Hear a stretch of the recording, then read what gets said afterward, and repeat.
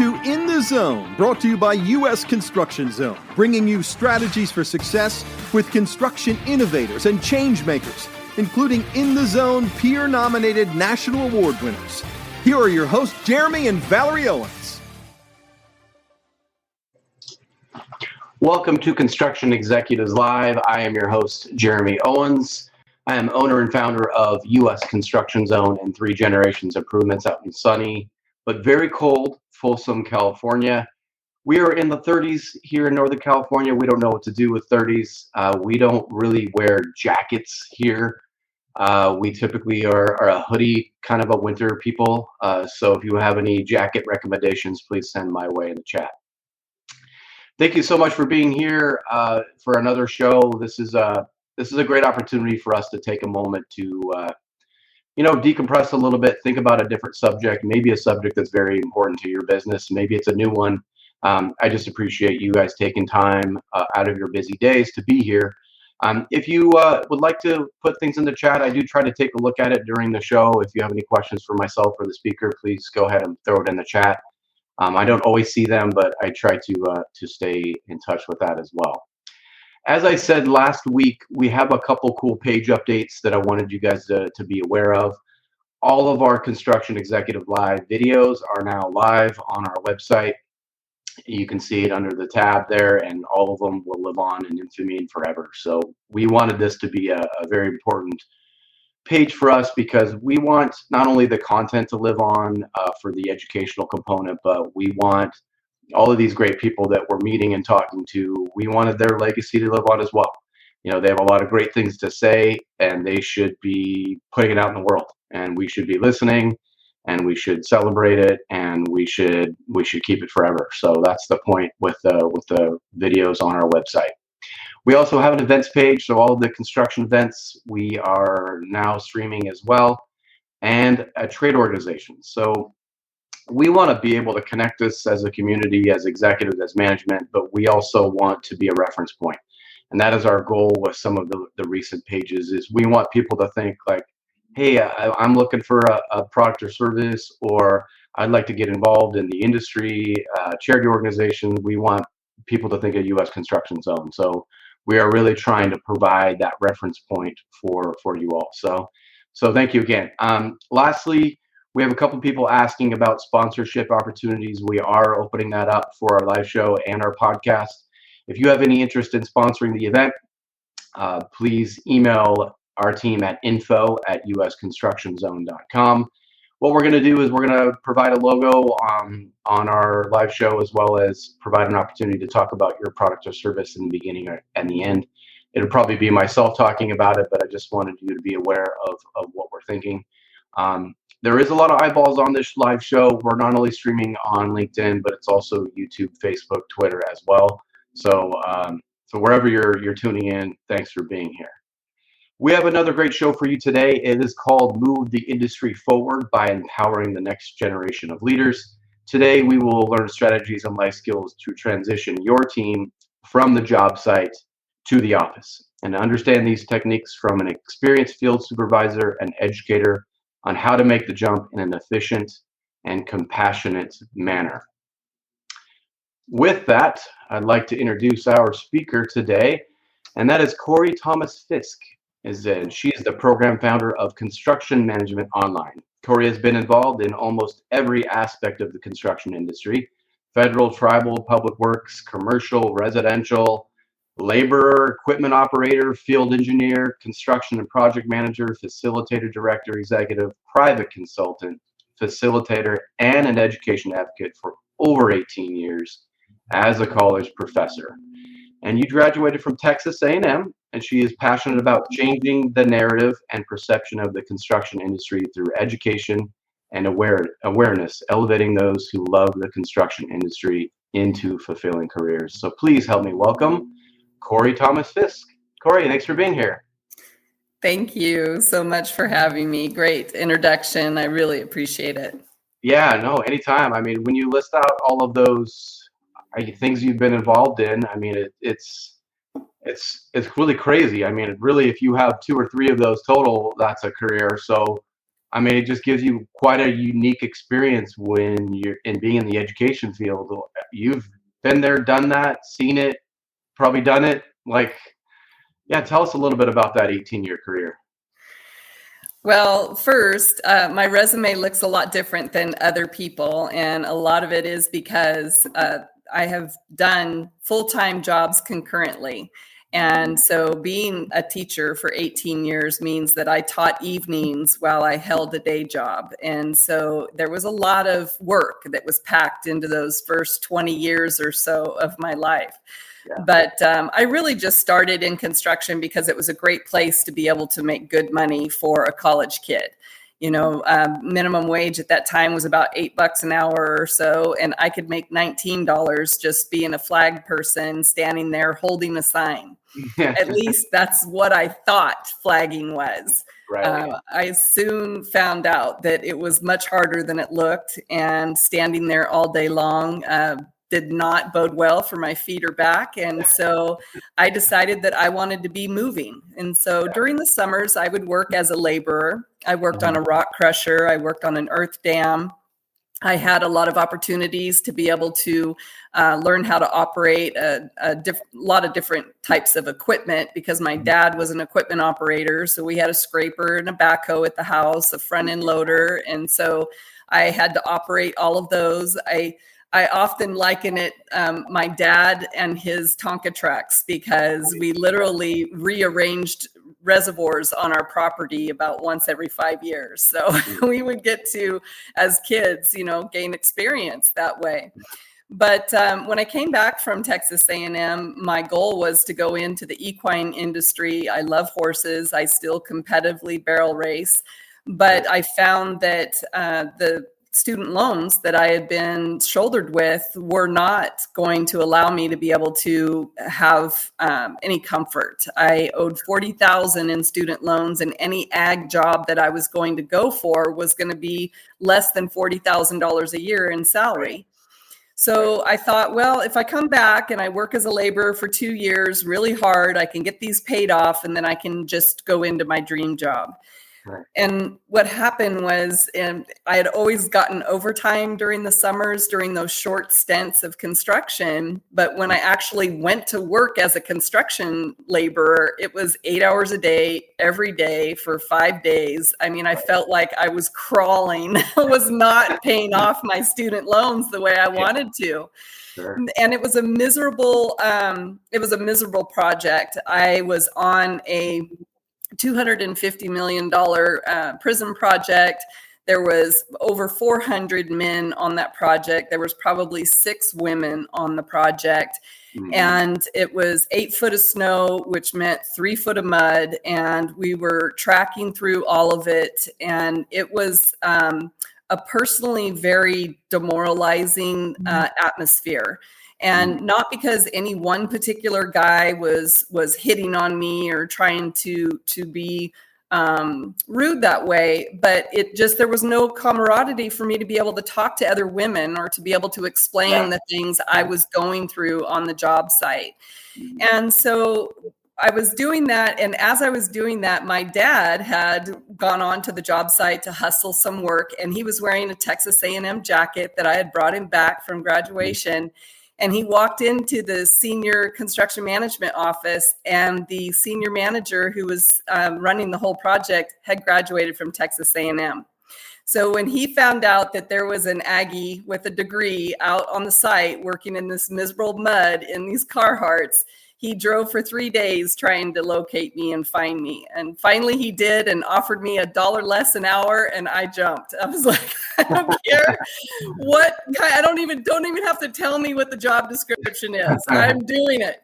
Yeah. And it was God blessed, because it fit me, it fit my personality, it fit everything that I had grown up to be around and to learn. It was so familiar. I already knew the terminology and the construction lingo, but I didn't have any formal training in print reading or putting together change orders or anything like that. Yeah. So I worked under a mentor who was a construction manager. And he taught me everything so much that when he left, I moved up into his position. So now that I'm this 24-year-old who has very little formal experience that is running these projects. And then the project started to shut down or close down. And so because I was kind of the most local person, they would just have me close each bid package as the job was coming to an end. And so as I was doing that, it came to a point where the job was over and I was like, well, I kind of like this. I want to stick with this. What does this have to offer me? The thing that construction really showed me very quickly is that it could pay for my expensive horse habit. And so this could be an opportunity for me to work at something that I really loved, but then also be able to pay for a passion that I really loved. Yeah. And so I immediately decided that I was going to take on the construction life, which meant, moving a lot. And I knew this because my dad had, been in construction his whole life. Yeah. And so I interviewed with Fleur Daniel for the prison project down in Corcoran. And so when I did that, I also had to make a life decision because I was at a point where I had gotten married and whether or not my mate was going to choose to support me and move down there. And that didn't happen. And so that was a really impactful time in my life of deciding what am I going to be doing and how do I want to move from this point forward? And so I committed 100% to being a construction manager. And I began to do that. And it was kind of like construction moved in waves when there were construction projects in the prisons and the bond that came out, would go towards prisons. And then about 5-10 years later, the bonds go towards schools. So I was right on the cliffs of that changeover. And so when I finished the project in Corcoran, I started school construction with Kitchell CEM in Sacramento. And my parents were from Northern California, so it was just nice to be able to move closer to where they were at. And I enjoyed working with Kitchell for a number of years. I'm considered a retread 3 times over there because I keep quitting. But it's because other opportunities have opened doors, and those opportunities led to entrepreneurship where I started running my own companies. I have a Class A general engineering contractor's license. I would start managing my own projects. I was a facility director for a school district and then for several tribal organizations. And then while this was happening, I got married again, and I was about 10 years into that when we got divorced. And it really was important for me to be available for my boys. And that's when I really got into teaching. And so having the same schedule as my boys was beneficial, and working at the college was had the benefits in place that I needed. But I still felt that in order to be able to really serve my students, it was important for me to maintain my hands in the physical construction side, because having those stories to tell in the classroom are really, really important for them to be able to get the real world scenario. Yeah. Very cool. You're the first caller from my neck of the woods too. I forgot to mention that we're within 30 minutes of each other, and for me that's rare. Usually it's around the nation. So welcome. And then with all that experience, there's one common thing that we see, and why do you see this? With all of your field experience, what do you think the construction industry continually struggles with, the division between the field and the inside staff? It is probably the most devastating split in the construction industry. And a lot of us don't understand it until we're in the industry itself. And when you're in the industry, you can see basically the onion peel of layers that we have at the different levels of professionalism or workforce that we are dealing with. And so construction has a very low skill, low entry level, and there's an opportunity to be able to get in there. But the problem is that the public sees the entire industry that way.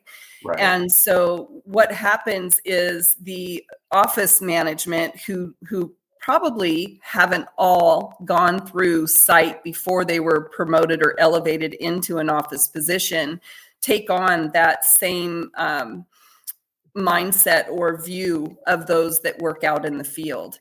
And, that is a really hard thing, because the people that are in the field, they work really hard. And so they want that respect and they want that appreciation for what it is that they're able to get done in a day. Yeah. And it doesn't necessarily come from the office. But the biggest issue, obviously, is communication, the type of communication that each of those two the site versus the office use, and the feeling from the site that the arrogance or ego that is coming from the office side in not appreciation for them and them as a person, not even necessarily them as a worker, but for them as a person. Why are they working on the site? They must not have gone to college. They must not be smart. They must not have achieved a degree. When I think we're all becoming more open to the understanding that we all have a different story and our paths uniquely designed in order to be able to get us where we are in life. And that today you can find people who have degrees who are perfectly happy on the site side, because they are able to go in at 6:30 and shut down at 3:30 and go home and be with their kids and still make really good money. So I think that communication division is the worst. Yeah, I know. It's funny. We talked about this earlier. You've been on both sides of the fence. How valuable would a little wife swap, job swap scenario where, management inside would have to go to the field for a week and vice versa? I think that would be really cool and valuable. B, I think both sides would be exhausted and probably want to go back to another job, right? Yeah, I love this idea of the wife swap, doing the site swap, and I think it's a great idea. And I think that if a company were to offer this, I see it as being probably a program of some sort, just to give somebody a knee-high boot travel into what it's like to be on site and what it's like to be on the office. Would be hugely important. But you're right in the exhaustion that would take place, because the energy of each of the tasks that each of those entities are responsible for, site versus office. Site is a physical job. Office is typically a mental job. So both entities in that swap are going to be using skills and tools that they're not normally accustomed to. And that is going to be draining for them.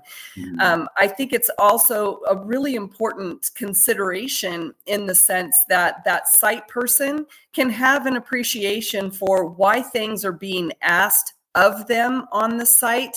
And then hopefully the people from the site would have an appreciation of how they then ask for those things, so that cross and communication provides a level of respect for both entities. Yeah, I know that there's a lot that we can unpack here, but what do you think the management side does not appreciate from the field the most? I guess what's the field saying, they'll never understand me here? Well, the field, again, they feel as though they're not being appreciated, and that it's the office that doesn't feel that the site people have the professionalism to be able to understand what is really being required of the project in order to get the project done. Well, whose fault is that? It's their fault to educate everybody of where the project's going and how it's going to get there. But one of the things that we don't do that often enough anyway, is be able to open up and share with the site what it is that we're doing on the office side and why it's necessary in order for us to get the job completed. If those on the site side understood what the end goal was, then they may even have some really cool, innovative opportunities to be able to change the wheel a little bit to be able to get you where you need to go. Because again, typically those on the site are going to have that practical, hands-on experience that knows how to actually build what it is that the office is trying to get accomplished. Yeah, here we go again with the communication word, right? It's always that. It's always, if we communicated that, like you said, they probably would have some great ideas on how to get to A to B quicker, or, oh, have you ever thought of this? But it's just so I think we all just get so busy and we put our head down and we get task oriented, but we forget that if we're all part of the big picture, that it's going to be more efficient in the long run. And that just Well, frustrates the heck out of me, I guess. yeah, no, I understand, but I think that we need to take a bigger picture of it from a behavioral standpoint and be able to look at that. Is that some of what you're saying is true, but there are reasons of why some people end up in and staying in the site work, and some people are in the office and stay in the office work. And so that mode of communication is something that is deep within their DNA structure and how they communicate and how they talk. So it may not even be that they're recognizing what they're doing. They may not even understand that their inability to be able to communicate with someone is based on their communication style. And so that's important to remember as well, because often we can see people that are in the site who might be more introverted, who might be more focused, who might be more doers instead of thinkers. And that's a personality trait and a behavior that is not for any reason purposely ignoring what the office person is telling them. It's just that they can't comprehend. It's like talking a different language, literally. Yeah. They can't comprehend what that office person is saying. I'll just throw in a little example here. Perfect. My husband is a demolition contractor, and I love him dearly. But we can literally be talking about the exact same thing, and I'm hearing what he's saying, and I'm just like, I don't understand why he's not getting what I'm saying. And we were looking at a set of drawings last night together, and I'm like, okay. So he goes, well, they told me the whole building needs to be demoed. And I go, okay, well, these drawings don't do you any good then, because it's a different scope of work than what they told you. And he goes, yeah, I know, but they told me it all needed to be demoed. I'm like, okay, well, then you have a base bid and you have a change order. Yeah. And he goes, but they told me. And so that's when you just stop the conversation, because the communication style, unless you're willing to come at it multiple different setups, so you have to kind of change the direction that you're going to be giving that same piece of information, just to see if something hits. And if not, then just stop and step back for a second and let everybody just kind of absorb before it gets to an emotional state where then we're frustrated and upset and can't hear anything. Right. And vice versa. What do you think that the field doesn't appreciate from the management side the most? Yeah, so this is an easy one, because again, the ego and arrogance that comes from the office sometimes it's not misinterpreted, but everybody has an idea of when the project's going to get done. And if you're out on the job site and you're a laborer, you don't know that the meeting that just took place talked about 4 or 5 different change orders that added to the scope of work, but the project still needs to get done by the due date, by the contract. And so the office is going out there and they're throwing around orders, and why isn't this getting done, and who's responsible for this? And it again, communication is just not meshing between the two, and it's like a Grand Canyon right down the middle of site and office. Yeah, so difficult. I mean, I don't know. I guess I don't know, what the solution is, because, we talk about like the morning huddles and all these things that are great from a communication standpoint, but it's so difficult when, we have the site that's an hour away from the office, and that's not really reliable. We can't do it at 4 a.m. and expect them all to be there. So, I guess, have you seen it done where that morning huddle, or maybe even it's a regular meeting, even if it's on site? Do you think that's what needs to happen, is management needs to go to site so that the production still happens? I really do. I think that it is something where if you have a once a week meeting and you have everyone feeling inclusive, everyone knows the scope. It doesn't mean that they understand it, but they know that you have an appreciation for their comprehension of what is going to happen that week and how their participation in that is going to be a part of the successful plan that occurs during that week, that it's a really important thing. But the humanistic and the touch and all of that needs to happen. And I mean, you guys are supposed to be having tailgate safety meetings anyway. So it's like, why not just take 5 minutes of that safety meeting and explain, this is what we're doing. This is why your place in this is so important. Right. So. Yeah. And like the other component that has been missing from the construction industry is that recognition piece. Like, everyone, it's human nature. We all want to be patted on the back, whether that's from a peer or from an outside or from your spouse or from whoever that is. It completely fills up your bucket, right? When you are recognized, especially in public, it could really stretch for another month or two or a whole quarter, right? But that has been a missing piece forever. There's been kind of a weird thing about, hey, we really don't want to recognize because we don't want them to get lazy. They're doing a good job, but we just want them to continue to do a good job. I feel like if we recognize them, that they're going to pull back. Well, and we might have to pay them more, and they might expect something, So I mean, it's recognizing of what people have accomplished is not just important for a personal fulfillment and satisfaction. It's also very important for them to have guidance and clarity of the direction they're going is correct. And so being able to be influenced and supported in the going in the right direction is going to be able to help you streamline and accelerate that opportunity. And so, we like to be patted on the back. We've gotten smiley faces on our homework for years. And so having something that gives us an understanding that we're appreciated and that we're doing a good job is important, but it's also letting us know and understand that what we're doing is right. Right.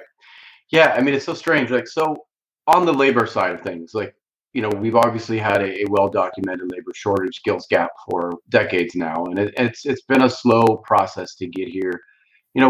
Where do you feel we're at now, and where are we headed maybe in the next 5 to 10 years? And before you answer that, from my own experience with this economy being a little bit more unstable, and here in California, we've had a winter this year, and that's made things kind of slowed down, and there's been some pause, and there's been some lack of productivity. There's been a lot of not working, and I think that I love that our crews and our labor force is making a living wage now. I think that's awesome, but they've been able to kind of dictate terms, and including how much they want to make for the last several years, especially through COVID, because we had very little availability of labor. And I think with this change in the economy, there is a little bit of a balance that feels like we're coming back into some sort of balance for us. Is that what you're seeing in the marketplace as well? We will always have a shortage of skilled workers. For sure. And I feel that until we understand how important our public education system is, and we're ready to invest in our children at very young ages, it's going to continue to happen that way. We've now moved what should be happening in junior high as an opportunity to explore occupations and different hands-on work and be able to learn different learning styles through vocational education. And we've moved that into a community college level where they now have to pay very expensive fees in order to be able to decide whether or not this is for them. And so that exploration of being able to be in construction has gotten really expensive. It used to be with dad in the garage, or it used to be with mom out in the garden. And so we were able to do that until we became a 2-salary family that now has to leave these kids to this computer age where they really don't learn about computers the way we need them to in business. They don't learn Excel. They don't learn Word. They learn a lot of words playing these games, but it's not preparing them. And so what it has also done is it's removed their experience of being able to receive endorphin and feelings of energy and emotion that are pleasing to them by physically doing something with their hands and their work. So by removing that and not requiring it in high school, they now have become lazy, and they now have become where they don't think that they really want to work. They don't understand the joy that a lot of us get from being able to do something with our hands and then stand back and say, wow, I was part of that. I was part of that team.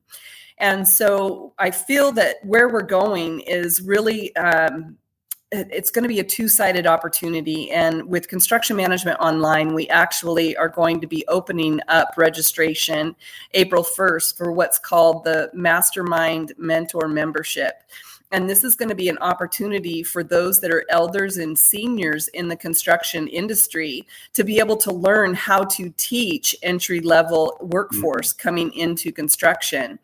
And the purpose of having to do that is because they have excellent industry knowledge. But in construction, we've been taught to keep things very close to our chest, because if we let anybody know that we know a lot of stuff, they're going to take our job and they're going to replace it with a college kid with a degree who doesn't have any practical experience, because the owner will be able to pay for training that person in a larger construction company.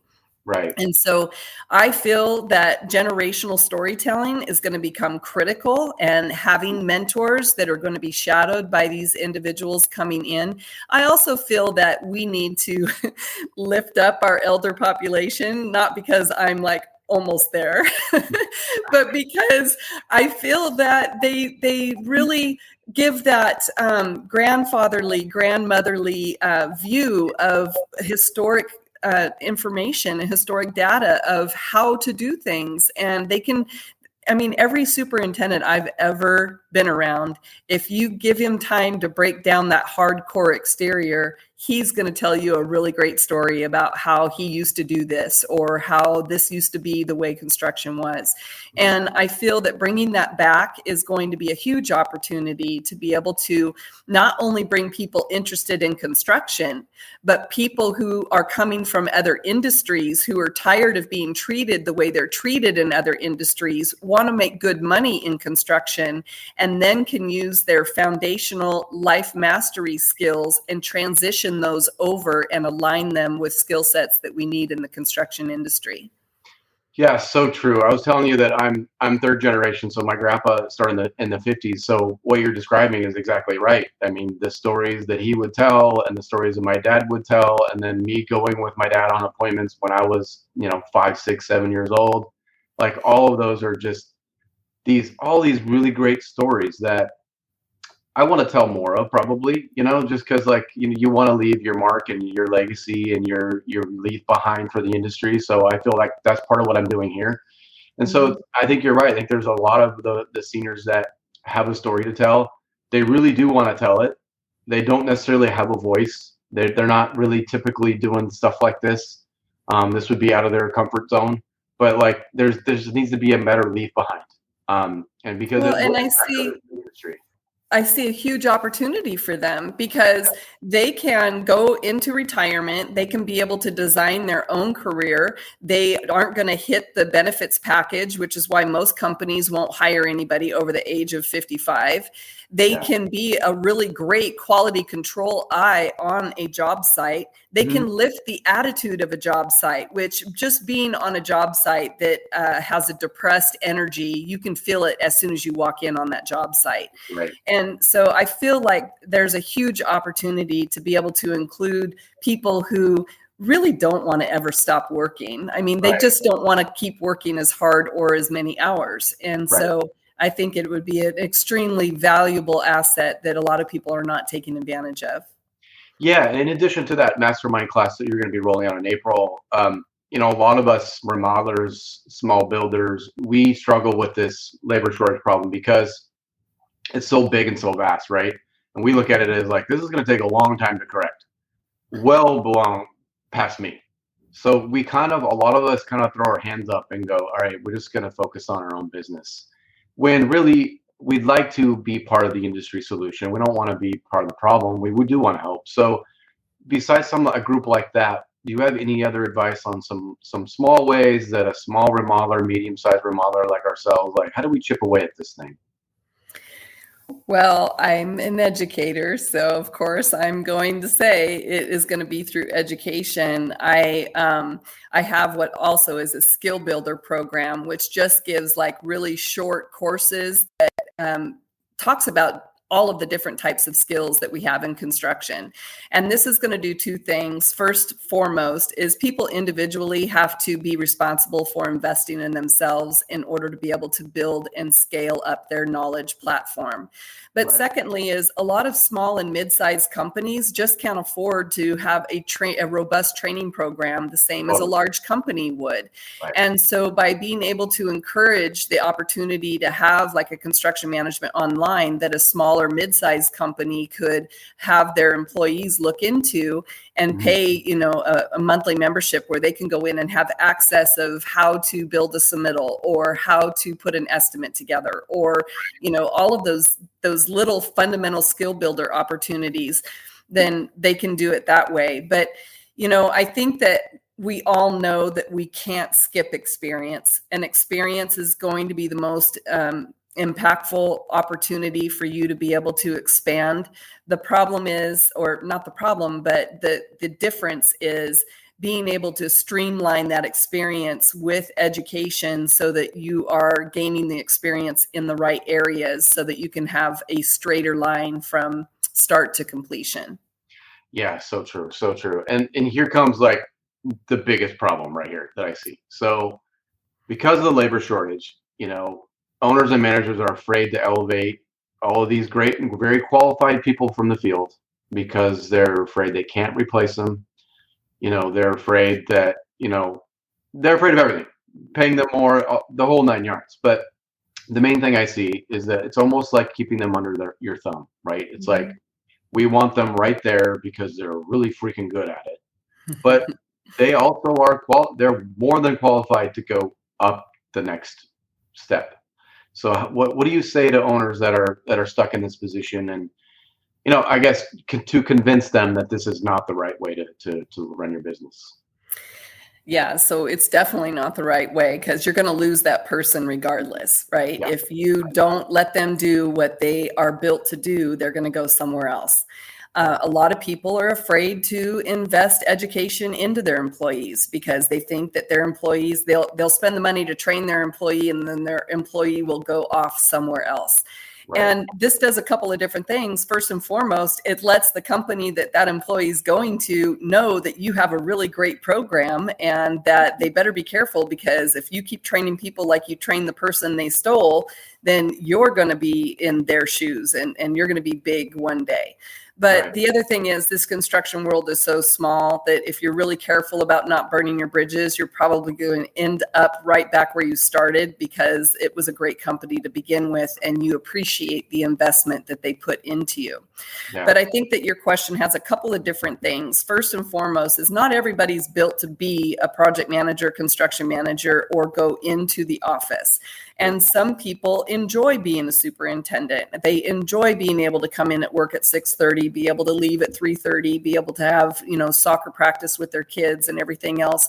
And although a superintendent still has some very similar aligned responsibilities as far as schedule and budget and understanding that the office does, when you're in the office, it's a 24/7. I mean, literally, you're the one that's going to get the call all the time. And if something happens on the site, it'll be the superintendent, but the project manager most likely is going to be buffing a lot of those calls.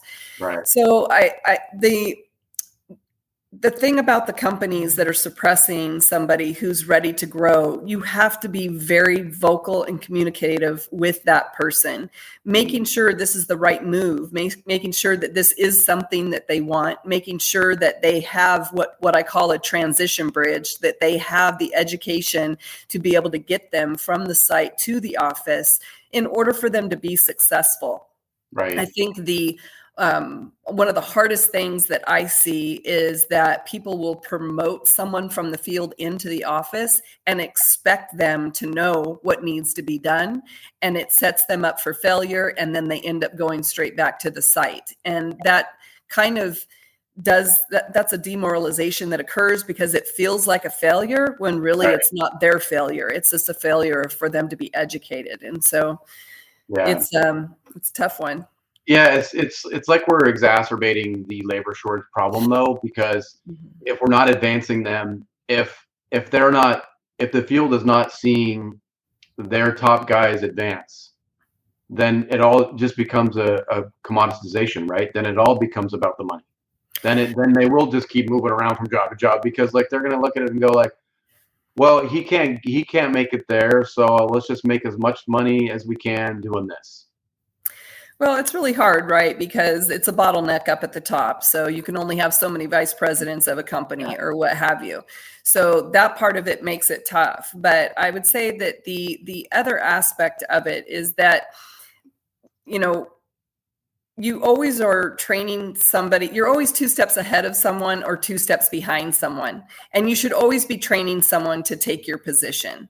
And I think that, especially being a teacher, I know that being a good teacher means that you're a better student. I think that some of the understanding that, when you're teaching someone who's going to be taking your position, you actually become a better master of your own position because you have to break it down into such a way that you never really thought of it that way. And you start finding different ways to be able to resolve your own problems. And so I think that, really helping people understand that just because you're training that person doesn't mean that person's going to take your spot. Yeah. Yeah. I mean, it seems like you kind of answered this one, like the education is one of the most important pieces of that transition, but what are some other strategies to get that person to the office and setting them up to win as opposed to, hey, yeah, come aboard. And then here's your desk. And then that's it. Like how do what are some good strategies to do this? Well, definitely mentoring and shadowing is huge, and that needs to be a big part of it. But I'll talk about something that we haven't talked about yet, and I really hate talking about it. And that's probably because I am a type A construction worker, and it's understanding vulnerability and understanding authenticity and sincerity. So the things about these are really important qualities. And these are qualities that if you're able to be vulnerable and able to be able to talk to someone and let them know that, you're scared about going into this one position or there's certain aspects of it that you don't understand. In construction, we typically see that as weakness. We see that as you not really being able to perform the job. Therefore, why did we promote you? You were the one that was in the site saying that you wanted it, figure it out, And it's just, this is a new era that we're in where particularly our younger workforce are asking for some of those qualities, but I think they're asking for different reasons. So when we're talking about equity and being able to use vulnerability and authenticity and that type of thing, we have to really be careful with the words that we're using and know that words do matter and making sure that we're using the correct definition when we're going to be using those words. Because when we're trying to be vulnerable with someone on the job site, we don't want that to be used as a weapon against us somewhere down the line. Right. And so that's just something that we need to be very aware as we walk through this broken glass puddle that we're looking at. So it's true that the younger generations are, they're looking for a different thing from their employers. And I think for the construction industry, we're always a little bit slow to get to some of these things, especially when you talk about vulnerability and diversity, equity, inclusion. All these things are like a little bit slow for us to really, I think, understand, for one. Like you said, like we have to fully understand it before we can do it ourselves. Then you're not authentic. Right? Because then it's hard to have an appreciation for it when everybody's told us to get a thicker skin, put your head down, pound sand, go get it done. I mean, It's really hard to have an appreciation for that. But the problem is that they were built much different than we were growing up. They Yeah. didn't have to go through a depression. They didn't go through a World War II. I mean, what was it? It was like 20 years and no war has ever been Right. experienced by that particular generation. Right. So there's a lot of struggles that people our age and older have had to go through that provide historical evidence to us of why we just need to be resilient and why we need to get it done. And then sometimes we have a little bit of resentment against someone wanting us to treat them like a child in a very grown-up career and opportunity in construction, and in a tough, very high anxiety, high stress, deadline, get it done. We got millions of dollars on the line, and then have to baby somebody through it. It's pretty much Yeah. like figure it out.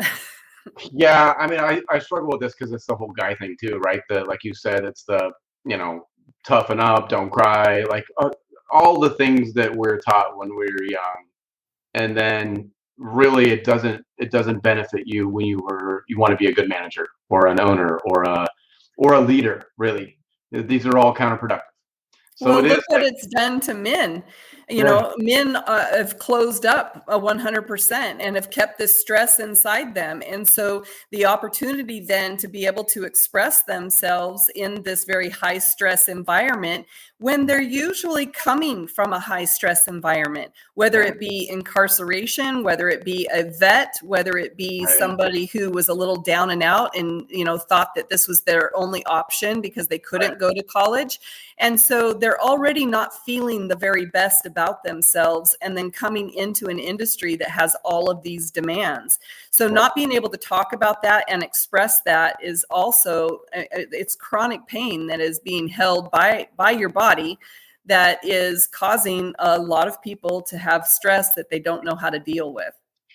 yeah. It's definitely an issue, and I think talking about it and trying to wrap our minds around this is an important step for us. But I do feel like we have a long ways to go, especially from the men standpoint. I think there is a lot of us that are kind of afraid to speak up a lot of times. We're just kind of like in this middle ground, like where we're kind of understanding where we need to go, but we also are stuck in our old ways, and we still have old mentors or people in our past that still hold us pretty accountable to certain things. So it's definitely a weird spot to be in, but I think I'm hopeful that we're on the right path though.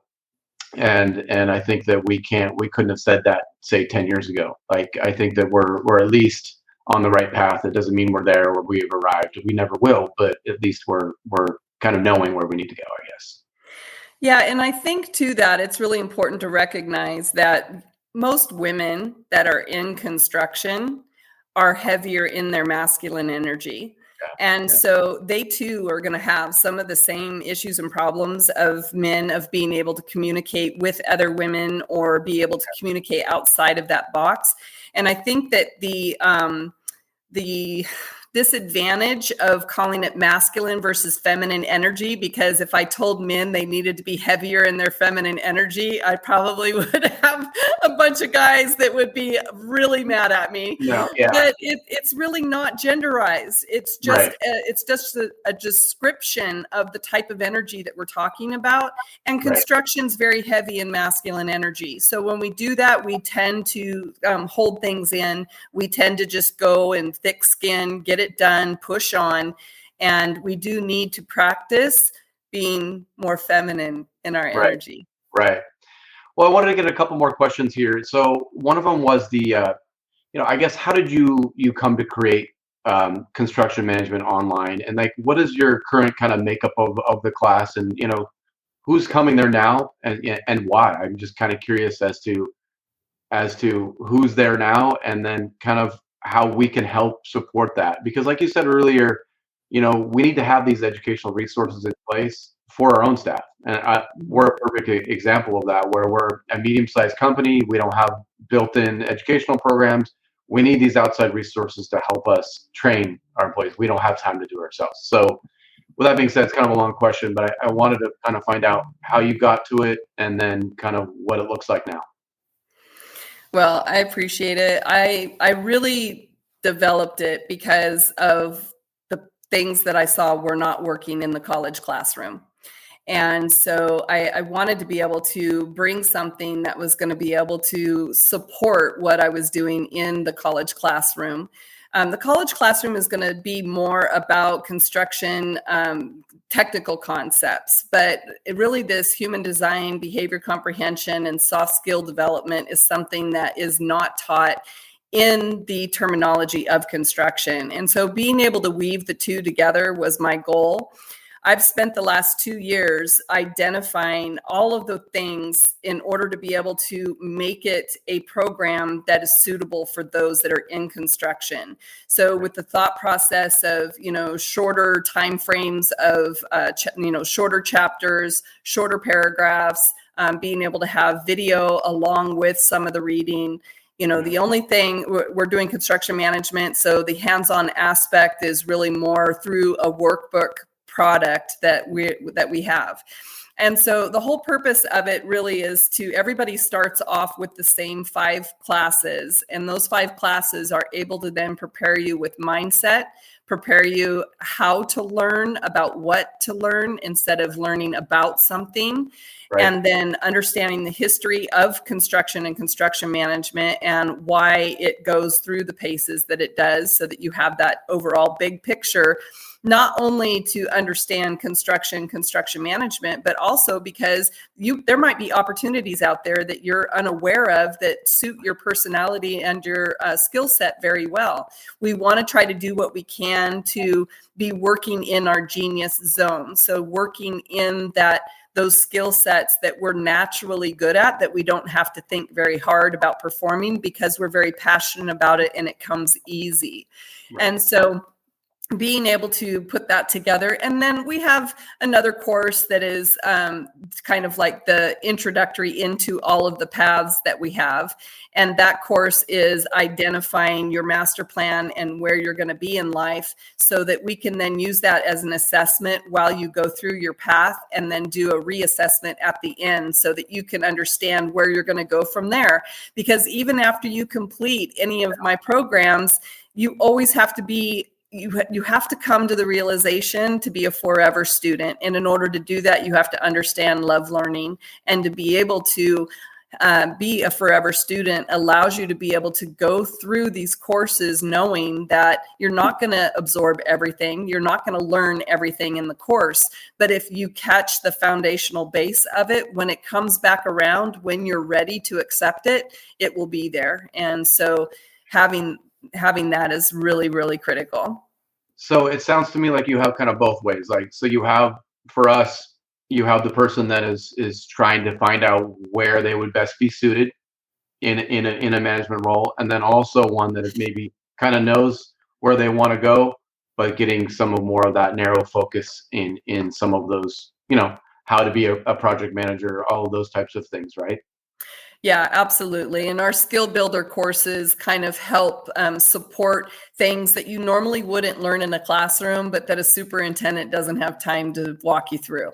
And right. So we're able to provide that opportunity for them. But again, just being able to see a big picture of what the construction management industry is. And, it is also, again, a very great opportunity for those in other industries who already have really strong management skills and just need to make a slight adjustment in order to be able to align their skill sets with construction. Okay, nice. And then in addition to those courses, then you also are looking into that mastermind group. Is there any other kind of, where do you see this going? I mean, obviously education is a huge component, and really, like you said, a component to the labor shortage too. Like, we need more education. There's not enough of it, especially at a young age. So where do you see this headed in the next 5-10 years? Well, I would love to have 10 partners who are all as passionate about education as myself, because it is a lot of work putting this all together myself. And I'll tell you just honestly, the social media aspect of it and being able to keep up on the marketing part of it is probably the hardest thing that is outside of my zone, because I want the message to be able to get out there, but at the same time, I really want to focus on the material I'm producing to make sure that it gives a real authentic picture for someone who's coming into this industry. So it's going to be big, whatever it is, and it's going to be amazing. Well, I like that you said that, because this is part of what I want to be as a resource for people like you and for our network, is like, hey, if you have certain needs and what you're looking for is potential partners or people who can assist you on the marketing side, I want you to be able to use this video and say, hey, this is what we're all about. Can you help? Because I think there's what I see a lot in the industry is that we all have a lot of pride, me included, for sure. Do I have a little ego? Yes, I do. And I think that the tendency is that we want to create things our own, like we want to do it from the ground up. But unfortunately, as you're finding, it is you only have a certain amount of hours in the day, and sometimes it's just easier and better to partner with somebody that already has something in place and then come together and build it together, as opposed to reinventing the wheel every time. And I think that there's a lot of that going on, especially in technology right now, is that it's kind of blown up. But now there's just so many products that it's going to start to kind of weed back down again, because we do need technology, but we don't need 5,000 of one thing. Mm-hmm. And I think that's the tendency that we have, is like, hey, I have an idea, let's do it. When really we should be working together a little bit more as an industry. No, I really appreciate that comment, because when we go in and we splinter off into a million different pieces, we can't have any power or strength. It's when we come together and we're able to support each other. And I'm certainly not trying to splinter off in any aspect, other than the fact that I just really think that it's very important for people to be able to understand how behavior plays into how we treat each other and what we're doing, and that being able to intertwine that into a construction industry that for a very long time has not seen that as a strength. They've seen it as a weakness. So yeah, totally. I think you're definitely doing the right thing. And I like the component of the soft skills, and like you get into the energy and the nature, and there's just so many other layers to people, than just the material. And I think that's what you have, is like that experience from the field, you have experience from the office, you have experience from educator, but you also have like that, and maybe it's partly the horse thing, that you have like this nature energy too, that really is, it makes education so much better, because it's just way more well-rounded than just material. It's just, so keep doing what you're doing. I'll support you how I can, and I appreciate you being here. Well, I appreciate that. And yes, horses are very intuitional, and I love everything about them. But I also am an avid learner. And so I've spent a lot of time researching and learning all of these different modalities and trying to put them all together so that everyone else doesn't have to go through all of the programs that I've already gone through. You're going to get the summary and the best of the best. But thank you so much for having me today. It was a great talk, and I do really appreciate it. You're totally welcome. And the best way to get a hold of you, constructionmanagementonline.com or .org, I forgot. It's constructionmanagementonline.com. Okay, got it. And then on LinkedIn as well, correct? Yes. Okay, great. Well, we'll connect with you. Thanks so much for being here. Thank you. All right. Bye, Corey. Bye. Thank you guys for being here for another episode of Construction Executives Live. If you're on LinkedIn watching this, we have another great show next month. Again, it's the first Wednesday of every month, so that'll be April 5th. And the topic here is going to be building your ideal business while preserving your valuable time, with host of my favorite construction podcast, Builder Nuggets, Dwayne Johns, is going to be joining us. And we're going to be really getting into that. Like, let's start looking at strategy. We all spend 20 to 30 years in our business. Sometimes we close the doors and we have really nothing to show for ourselves. Let's start looking to the future and building this thing with more longevity, but still preserving our valuable time. We need to create valuable time in our lives. We need family, we need friends, we need time with our kids. We don't want to just work in construction. So It's going to be a great topic. If you're in LinkedIn, go ahead and register now. That way it hits your calendar right now. Again, thank you so much for being here, and I appreciate your time, and we will see you next time.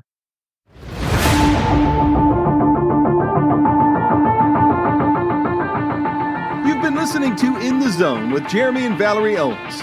Be sure to subscribe to In the Zone and stay in the know with the best minds in the construction industry. To nominate an innovator or change maker in the construction industry, connect with your management peers, and stay up to date with construction industry news, be sure to visit usconstructionzone.com.